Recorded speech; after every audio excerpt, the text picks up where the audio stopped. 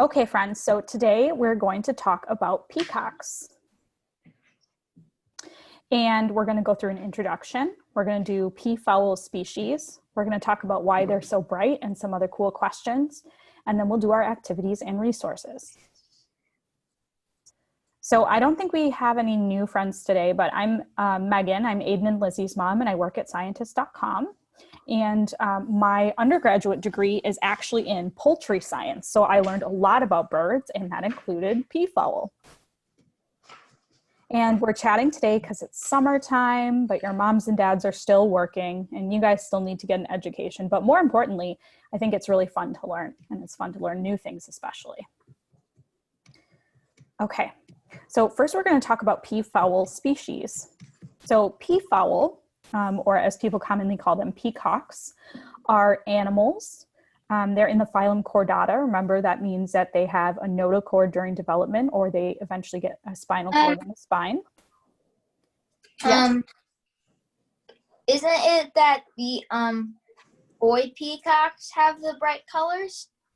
Yep, but we'll get to that, bud. Don't worry. Okay. They're in the class. Megan. Yes. Sorry. My neighbors have baby peacocks. Oh, very cool. Yeah, So and they have the same one. Yeah, those are often called peachicks. So obviously they're birds, so they're in the class aves, and then they're in the order Galliformes, which gallinaceous birds are birds that have like a gizzard, and there are things like turkeys and pheasants and chickens are all in this order. But then the family they're in is Phasianidae, which is the pheasant family. And there's actually 3 different species of peafowl. So there's the Pavo cristatus, the Pavo muticus, and Afropavo congensis. So if you see this, the genus is different for the last one. So that one's a little bit different from the other 2. So I mentioned that they're peafowl, and that's because the males are the peacocks, the females are the peahens, and the little ones are called peachicks.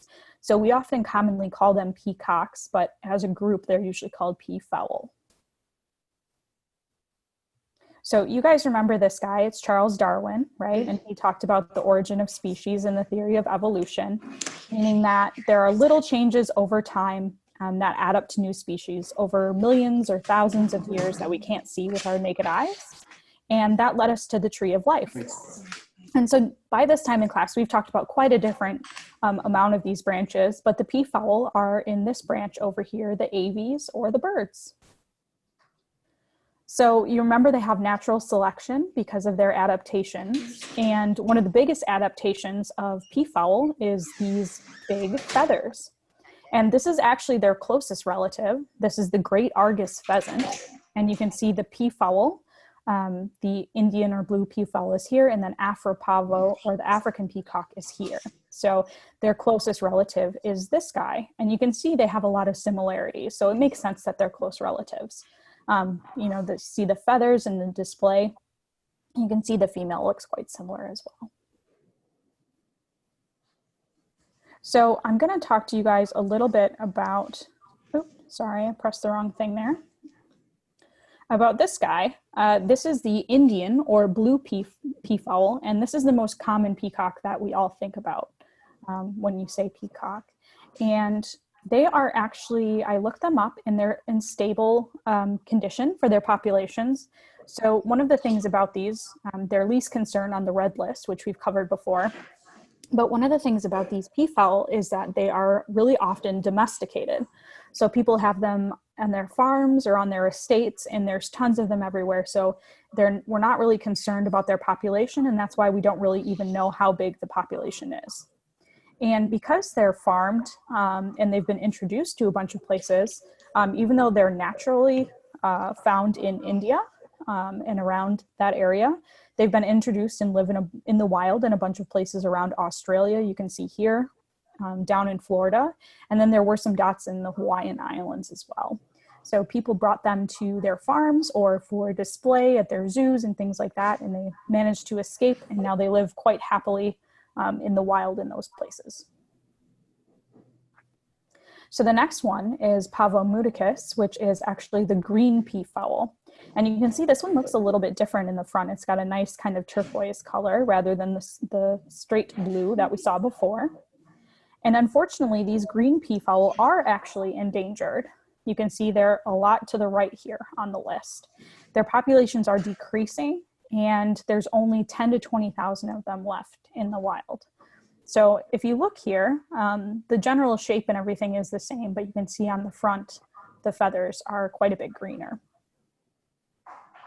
And these green peafowl still are living in areas here, Thailand, you can see Cambodia, Myanmar, but one of the issues is that they are possibly extinct in these other areas. So as you can see, they are kind of decreasing, which is not good. And then the final species is the Afropavo congensis that I mentioned before. So you can see this guy looks quite a bit different. This is the male here, and here's the female. And they look a little bit smaller, and they kind of have more chicken-like features. And there's not quite such a big tail on it. So these are Congo peafowl or African peafowl, and they're not endangered, but they're vulnerable. So their populations are going down, and you can see the number of mature individuals is only 2,500 to 10,000. And because they are from such a small area around the Congo in Africa, it's not expected that they would have huge numbers, but the numbers that they have are pretty low. So there are things in place where people are trying to actively breed them and trying to help this species, and then also the green peafowl. So now we're going to talk about some more things about peacocks, like why they're so bright and some other cool questions. So the first one, how big are peafowl? They're actually pretty large birds. So you can see this is a peacock, an adult male standing next to a 6-foot-tall man. So they're actually pretty big birds. You can see here a lady's holding one in her arms. So they're more like turkey-sized. And you can see when they display and they put all their feathers up, they can be almost 6 feet tall. So this is next to a house and some windows. So they actually are pretty large birds when they're in full display. Otherwise, they're more kind of turkey-sized. So now, how long do peafowl live? Does anybody have a guess out of one of these?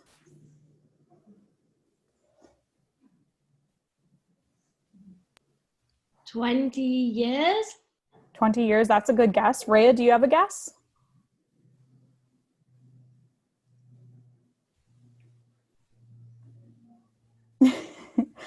Aiden, Lizzie, anybody else? 20 about? Maybe 15 or 20. Right on, they live 15 to 20 years. So that actually does seem like kind of a long time when you compare it to like chickens and things, but peafowl in the wild usually live around 15 to 20 years, and in captivity they can live a little bit longer just because they're safe from predators and things. So now, why are they so bright? Does anybody have a guess? Aiden, I think you mentioned something about this. So they can attract mates, so they can have babies. Exactly. So the male peafowl start to grow this really cool feather display in their second year. And as you can imagine, it takes a lot of energy for their bodies to grow all these beautiful feathers. And so they have to be healthy and getting a lot to eat in order to grow them.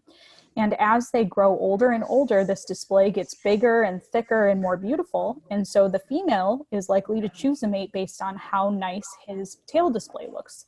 Because if it's really great and big and healthy, that probably means that he has really good genetics. And so in that way, peafowl that had bigger displays kept having more and more babies.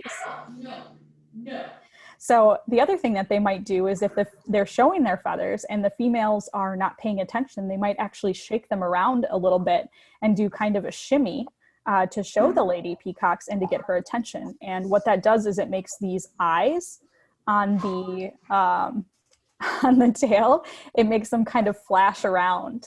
And that really attracts the female's attention. And then that means that she would want to have him help her lay her eggs, so that her babies can have a beautiful display like this as well. So what do you guys think peacocks might eat? I thought this was a fun question. They actually eat a whole range of things. They're omnivorous. I was going to say iguanas, maybe. Iguanas, yeah. So they'll eat little lizards and reptiles. They'll eat worms and little bugs. They eat seeds and grains, and then they'll also eat berries and fruit. So they pretty much forage for whatever they can find. And they'll even dig around in the ground a little bit and dig up bamboo shoots to eat, which I thought was pretty cool. I think they may eat all of them except for iguana and king cobra. So they actually will eat those, but just when they're a lot smaller. So they won't take on like a full-grown snake, but they might eat baby animals. And the other interesting, yes. The cockchafers? Yeah, those are little grubs. Yeah, So, but I think they give you energy if you eat them. Yeah, so one of the really cool things about grubs is that they have a lot of nutrition packed into them. So it's actually really beneficial for animals to eat them. And sometimes people eat certain kinds of grubs as well, actually, because they're kind of packed with energy, just like nuts and seeds are. And they will scratch up the ground with their nails and kind of dig for these things so that they can eat them, just like chickens do. Megan, Yes. in a program on Netflix, there's a man that eats strange stuff that he finds in like the woods or something. It's called You versus Wild. Yeah, I've seen that, and I've also seen another guy that travels around the world and eats a bunch of weird And things. he ate one of those. He ate one of those. Yeah, I think I've heard them described as tasting nutty. Yeah. I don't think I could eat one, but the peacocks sure like them. It's a bit disgusting. Yeah. Right? Yeah, definitely. But if you have a peacock at your house or in your garden or on your farm, they eat just chicken or turkey feed that you put out, and then they'll scavenge for stuff as well. So if you bring them out like cooked pasta or fruits or vegetables, they'll be really excited. So they basically eat kind of a similar diet to chickens and turkeys and other domestic fowl. When you had monkeys where you used to work, they would be super excited when you brought them popcorn and Scooby-Doo. Yeah. Yes, you're right. But so peacocks would probably eat popcorn too, I would guess. Yes. What are bamboo shoots? Bamboo shoots are just like the baby parts of the bamboo plant. So when they first start to come up, so a shoot is when the plant is first starting to emerge from the ground, and that part tends to be really tender and it has a lot of nutritional value. So the peacock can get lots of energy from it, and it's easier to kind of digest and chomp down. Okay. So another question I thought was interesting is, what do peafowl eggs look like? So they actually look kind of similar to chicken or turkey eggs. They're a little bit bigger, as you can see by this one in someone's hand, and sometimes they have some speckles on them. So the peahen lays a clutch of eggs just like a chicken or any other bird, meaning they'll lay an egg each day for, a few days in a row, sometimes 8 to 10 days. And then after that, they kind of stop, and that's when they sit on their eggs to incubate them. And then what do they sound like? Has anybody heard peafowl before? Lots of times. They're very loud. Yeah, we hear them like every day, maybe. Yeah. Okay, I'm going They do to. like the same noise all the time. Yes. Because we live next to a farm. They're very loud. I'm going to play the sound for you guys, so let me know if you can hear it, okay? Here we go.